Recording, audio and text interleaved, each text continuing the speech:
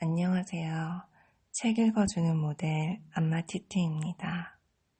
오늘은 레미제라블의 제5부 중에 4번째 시간입니다. 시작하겠습니다. 행복이 뒤섞인 환상. 연인들은 매일 만났다. 꼬제트는 포슐르방 씨와 함께 오곤 했다. 이건 거꾸로 됐군 그래. 길 노크망 양이 말했다. 이렇게 신부 쪽에서 달콤한 소리를 들으려고 남자 집으로 찾아오다니. 그러나 마이우스가 아직 완전히 회복되지 않았기 때문에 그를 보러 그녀가 오는 것은 자연스러운 일이 되어버렸다. 마이우스는 자기에 대해 냉담하면서도 정중하게 대하는 포슐르방 씨에 대한 마음속으로 의문을 품고 있었다. 그리고 자신의 기억에 대해서도 의문이 솟아올랐다. 그의 기억 속에는 하나의 구멍이, 하나의 어두운 심연이 입을 벌리고 있었다. 그래서 이토록 진지하고 침착한 포슐르방 씨를 바리케이트에서 보았다는 사실이 정말이었던가 의심스러웠던 것이다. 한 번은 마이우스가 은근히 그를 떠본 적이 있었다. 그는 이야기를 나누던 중에 샹브히그 거리를 끄집어내고 포슐르방 씨를 향해 앉으며 물었다. 그 거리를 잘 알고 계시지요? 어느 거리 말이요? 샹브히그 거리 말입니다. 그런 이름은 들어본 적이 없는데 포슐르방 씨는 자연스럽게 대답했다. 그래, 그는 생각했다. 나는 꿈을 꾸었던 거야. 환상에 사로잡혀 있었던 거지. 포슐르방 씨가 아니고 누군가 비슷한 사람이었었던 거야. 참으로 기쁨이 컸지만 마이우스의 마음 한구석에는 근심이 있었다. 결혼 준비가 진행되고 있는 동안 정해진 그날을 기다리면서도 그는 사람을 시켜 과거의 사실을 알아내려 힘썼다. 우선 테나르디에가 있었다. 그리고 자신을 조부의 집으로 데려다준 미지의 사나이가 있었다. 마이우스는 그 두 사람을 찾아내고 싶었다. 은혜를 보답하지 않으면 이제부터 찬란하게 빛날 자신의 생활에 그늘이 생길 것 같았다. 그는 그 빛을 그냥 내버려 둘 수가 없었다. 마이우스는 여러 사람들에게 부탁하여 수소문해 보았지만 아무도 테나르디에의 행방을 알아내지 못했다. 완전히 종적을 감춘 모양이었다. 테나르디에의 아내는 감옥에서 죽었다. 그 가련한 집안 사람들 중에서 살아있는 사람은 테나르디에와 그의 딸 아젤마인데 두 사람도 어둠 속에 잠겨버리고 없었다. 또 한 명의 사나이, 즉 마이우스를 구해낸 미지의 사나이에 대해서는 처음에 다소 진전이 있는 듯 하더니 얼마 가지 않아 막혀버렸다. 6월 6일 밤 마이우스를 피우디 깔베흐 거리까지 태워가지고 온 합승마차를 찾아냈다. 그 마부가 한 이야기는 이러했다. 6월 6일 그는 한 경관의 명령으로 오후 3시부터 밤까지 샹젤리제 강가의 대하수도의 출구 위에서 마차를 세워두고 있었다. 오후 9시경 강가에 면한 하수도의 철책문이 열렸다. 그리고 한 사나이가 그곳에서 나왔는데 그는 죽은 듯한 한 사나이를 어깨에 짊어지고 있었다. 그곳을 감시하고 있던 경관은 살아있는 사나이를 체포했다. 경관의 명령으로 마부는 그 사람들을 마차에 태웠다. 처음엔 피우디 깔베흐 거리로 갔다. 그곳에서 죽은 사나이를 내려놓았다. 그리고 남은 사람은 다시 마차를 탔다. 그는 고문서 보관소의 문에서 얼마간 떨어진 곳에서 멈추라는 명령을 들었다. 그리고 거기에서 마차 삭스를 받고 돌아갔다. 경관은 그 사나이를 어디론가 데리고 갔다.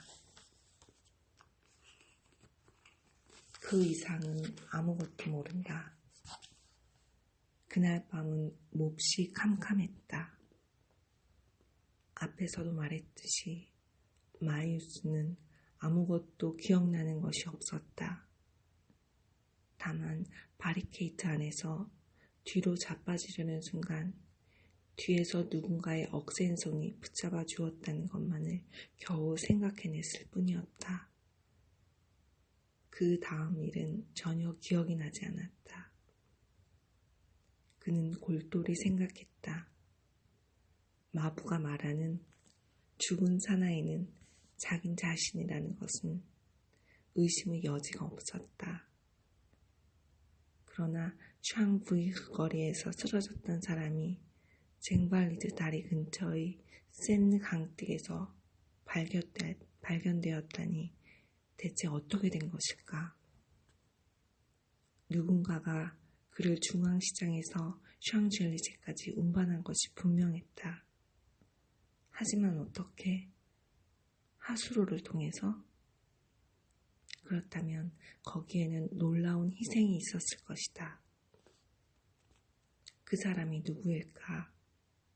그는 자신이 생명의 은인에 대해서 아는 것이 아무것도 없었다. 그 사이 기절한 마이우스를 둘러매고 대하수도의 쇠창살문을 나온 그 사나이, 폭도를 구출한 현행범으로 체포되었다는 그 사나이는 도대체 어떻게 되었을까?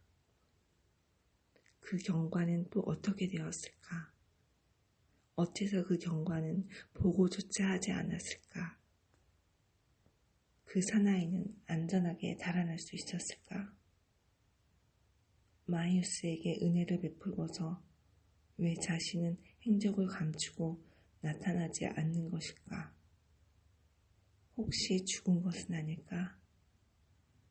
어느 날 밤 마이우스는 코제트와 정발장에게 그 기묘한 사건과 지금까지 해온 무수한 조사와 노력이 헛수고로 끝나고 말았다는 이야기를 했다.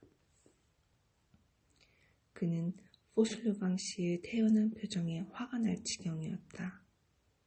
그가 흥분해서 말했다. 그렇습니다. 그분이 어떤 분이든 그분은 숭고했습니다. 그분이 어떤 일을 했는지 아십니까? 그분은 천사처럼 사건 속으로 뛰어들어오셨습니다. 전투가 한창일 때 뛰어들어 나를 구해내어 하수도 뚜껑을 열고 그 속으로 나를 떠매고 들어가 나를 옮겼습니다. 6km도 넘는 그 무시무시한 하수도 속을 허리를 구부린 채 몸을 낮추고 캄캄한 어둠 속을, 진창 속을 자그마치 6km 이상이나 시체를 둘러매고 걸었단 말입니다. 왜냐고요? 그 시체를 구해내기 위해서였죠. 그 시체가 바로 나였습니다. 그분은 이렇게 생각했던 겁니다. 아직 생명의 빛이 남아있다. 이 불쌍한 생명을 위해 내 목숨을 걸자.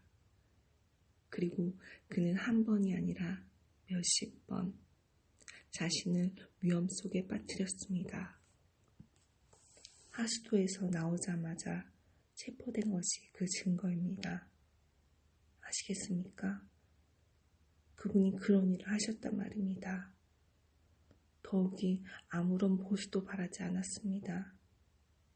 저는 무엇이었습니까? 한낱 폭도였고 패배자였습니다. 만약 뿌제트의 60만 프랑이 제 것이라면 그건 당신 것이오. 정발장이 그의 말을 막았다. 그렇다면 마이우스가 말을 이었다. 그분을 찾아내는데 그 돈을 모두 쓰고 싶습니다. 정발장은 침묵을 지키고 있었다.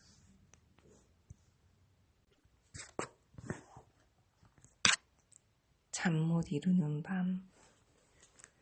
1833년 2월 16일 밤은 축복받은 밤이었다. 마이우스와 꼬제떼가 결혼식을 올린 날이기 때문이다.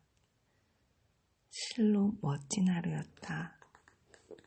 그 전날 장발장은 길 노르망시 앞으로 마이우스에게 58만 4천 프랑을 건네주었다. 결혼식 며칠 전에 장발장에게 조그마한 사고가 생겼다. 오른손을 조금 다쳤던 것이다. 대단한 상처는 아니었다. 그래서 아무도 그 상처에 대해 걱정하거나 치료를 하거나 하지 않았다. 그러나 그는 오른손을 헝겊으로 싸매고 어깨에 끈을 연결해 팔을 고정시켜야 했기 때문에 서명을 할 수 없었다. 그래서 길 로망씨가 꼬제띠의 후견인 대리인으로서 장발장을 대신해서 서명했다. 꼬제띠는 니콜레트의 도움을 받아서 투생이 만든 하얀 드레스를 입고 고급 진주 목걸이를 하고 오렌지꽃 화관을 쓰고 있었다. 위에서 아래까지 순백색에 쌓여 보는 사람들의 눈을 부시게 했다.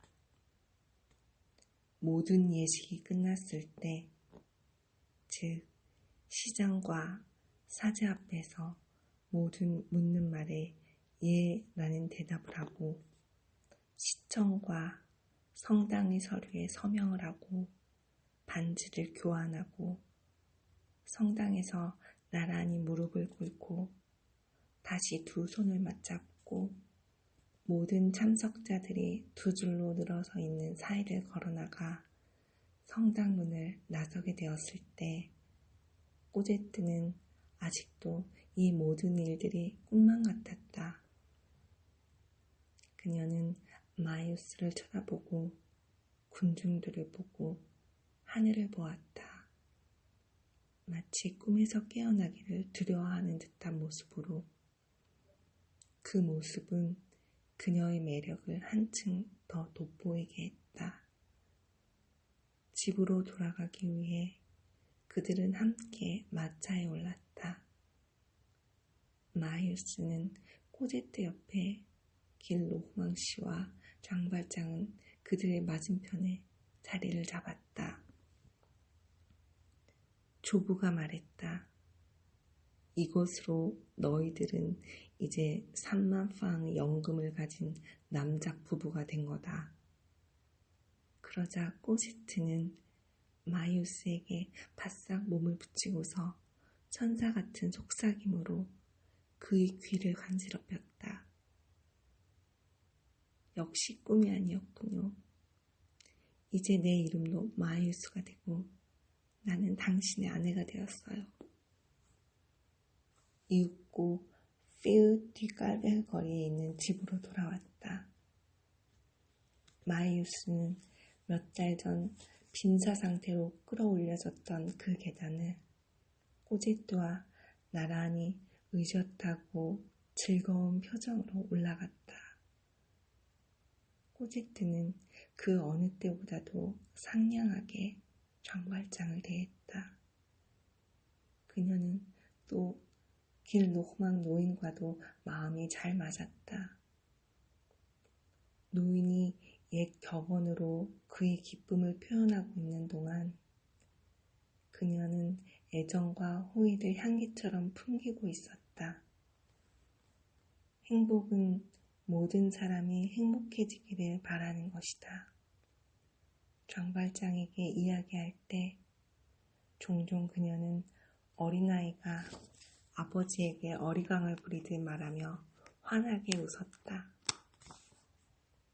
식당에는 이미 피로연 준비가 되어 있었다. 장발장은 응접실 바로 뒤에 있는 의자에 앉아 있었다.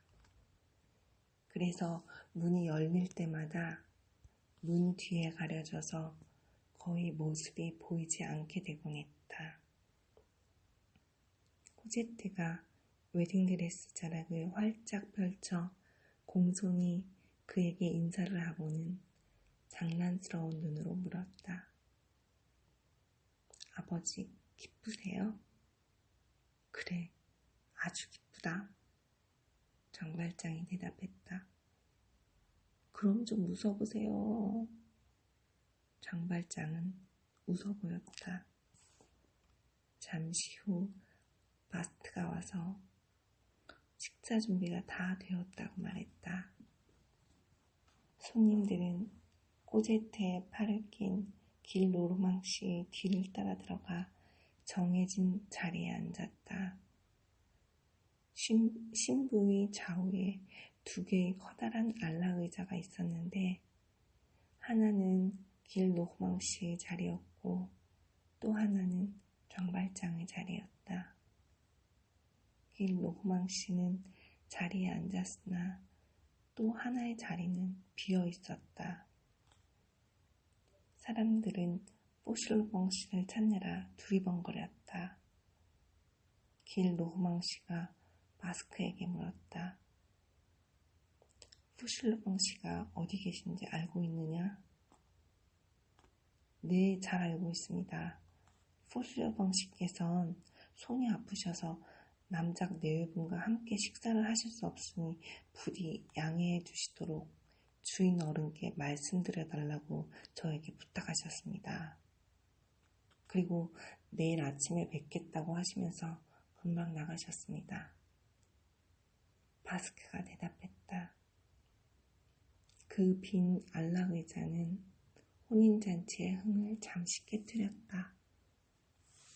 그러나 포슐르벙씨는 없어도 길 노흐망씨가 그 자리에 있었고 조부는 2 사람 몫의 유쾌한 분위기를 이끌었다. 상처 부위가 아프면 일찌감치 쉬시는 게 좋지. 큰 상처는 아니니 걱정할 건 없단다. 이 말만으로 충분했다. 게다가 길 노흐망씨는 멋진 의견을 생각해냈다. 그렇지. 이 안락 의자가 비어있으니 마이우스, 내가 앉거라. 행복한 여자 옆에 행복한 남자가 앉는 것이 좋겠구나. 모여 앉은 사람들이 박수를 쳤다. 마이우스는 코제트 곁에 있는 장발장의 자리에 앉았다. 처음에 장발장이 없는 것을 슬퍼하던 코제트도 만족스럽게 되었다. 마이우스가 옆에 앉게 된 이상 하느님을 원망할 이유가 없었다.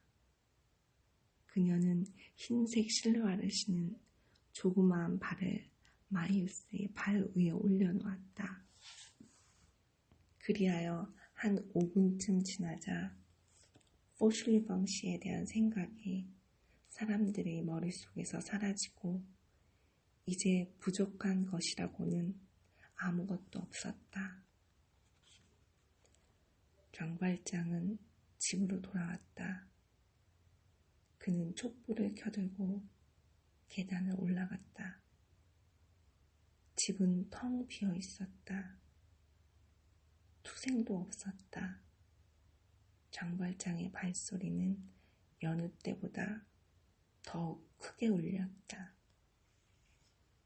창문은 모두 활짝 열려 있었다. 그는 꼬제트의 방으로 들어갔다.